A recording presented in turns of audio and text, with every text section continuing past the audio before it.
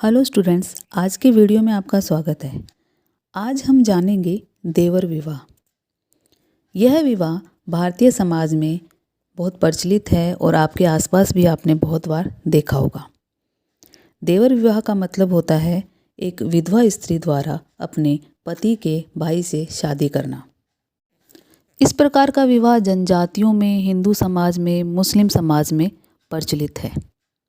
कई बार पारिवारिक परिस्थितियां ऐसी होती हैं कि इस प्रकार के विवाह का डिसीजन लेना पड़ता है।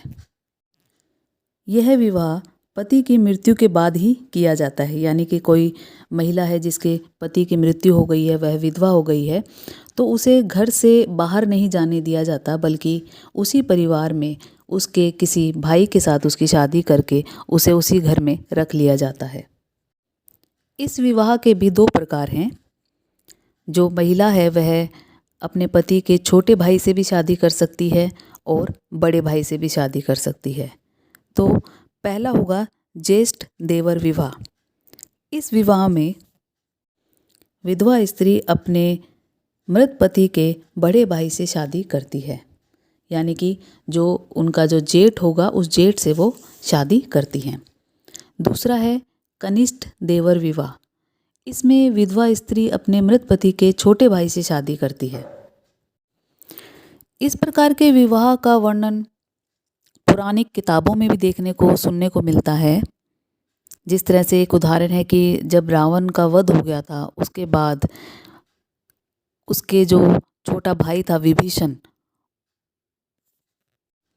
उसने अपनी विधवा भाभी से शादी की थी।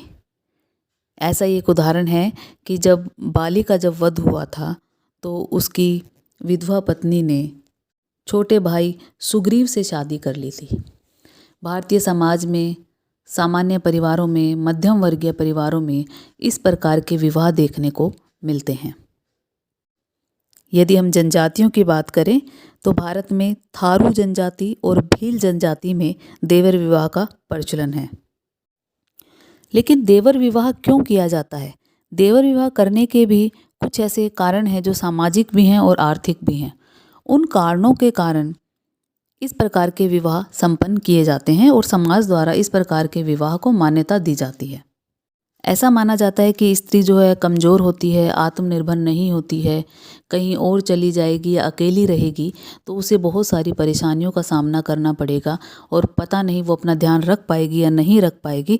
तो कुछ लोगों में मानवता होती है, कुछ लोगों में लगाव होता है, तो उन्हें लगता है कि ये हमारे घर की ही सदस्य है और हम इसे घर से बाहर नहीं जाने देंगे।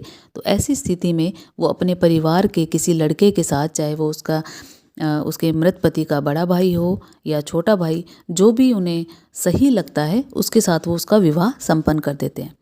देसी भाषा में या साधारण भाषा में इस प्रकार के विवाह को चूड़ी पहनाना कहते हैं, कि उसने अपने देवर की चूड़ी पहन ली या अपने जेठ की चूड़ी पहन ली, यानी कि उसका उसके मृत पति के भाई के साथ दोबारा से विवाह कर दिया गया है। देवर विवाह के और भी अन्य कारण हैं। एक कारण यह है कि कन्या मूल्य। कई बार कन्या से शादी करने के लिए उसका मूल्य चुकाना पड़ता है, क्योंकि बहुत सारे समाज ऐसे हैं जहाँ पर स्त्रियों की कमी है, तो उन्हें विवाह के लिए कन्या मूल्य देना पड़ता है।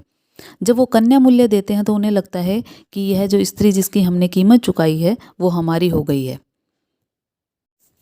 उन्हें ऐसा लगता है कि वो जो स्त्री अगर कहीं और विवाह कर लेगी तो उनका जो पैसा था वो खराब हो जाएगा, या फिर स्त्री के परिवार वालों को ऐसा लगता है कि अगर वो कहीं और शादी करती है तो जिस परिवार को उन्होंने पैसे लिए थे, जिस परिवार से, उन्हें पैसे वापस लौटाने पड़ेंगे। तो इस प्रकार की परेशानियों से बचने के लिए वो उस कन्या का विवाह उसी परिवार के किसी सदस्य यानी कि पुत्र के साथ वो कर देते हैं। इसका एक कारण यह भी है कि महिलाओं के नाम संपत्ति होती है, तो उन्हें लगता है कि वो संपत्ति घर से बाहर जाएगी, तो उस संपत्ति को रोकने के लिए, अपने घर में रखने के लिए उसी परिवार के बेटे से उसके साथ दोबारा शादी कर देते हैं।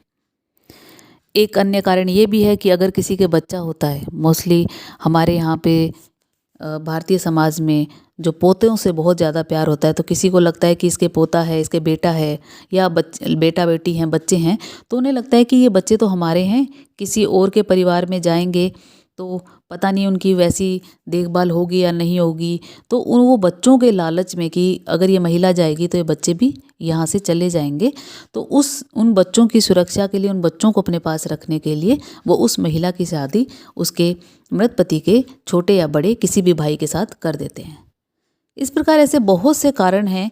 कईयों में संपत्ति का स्वार्थ होता है, किसी में बच्चे का स्वार्थ होता है और किसी में मानवता होती है। तो किसी न किसी कारण को ध्यान में रखते हुए उस महिला का विवाह उसी परिवार के किसी अन्य लड़के के साथ कर दिया जाता है। अंत में साधारण अर्थ में देवर विवाह का तात्पर्य है, यदि कोई महिला जिसके पति की मृत्यु हो जाए तो वह अपने मृत पति के छोटे या बड़े किसी एक भाई के साथ अगर विवाह करती है तो इस प्रकार के विवाह को देवर विवाह कहा जाता है। धन्यवाद।